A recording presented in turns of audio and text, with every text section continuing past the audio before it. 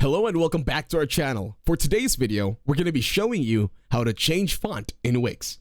To start this tutorial, make sure you open editor.wix.com in your internet browser and you have already logged in with your account. To continue, click on the website that you want to edit. Once on the website, look for and click on the text that you want to change the font. In here, there are many things that I could change. Bestseller is kind of looking good for me. So I'll scroll down once again. In here, by shop by category, I want to change this. I'm going to click it and then tap on Edit Text. In here, when I click Edit Text, there will be themes, fonts, and font sizes. Now, in here, it's all up to you. Let your creativity go wild.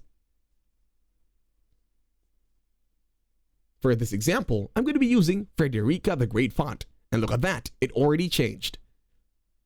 And that's it. Thank you very much for watching. Don't forget to leave a like, share, and while you're at it, subscribe to the channel. And might as well leave a comment. Thank you very much.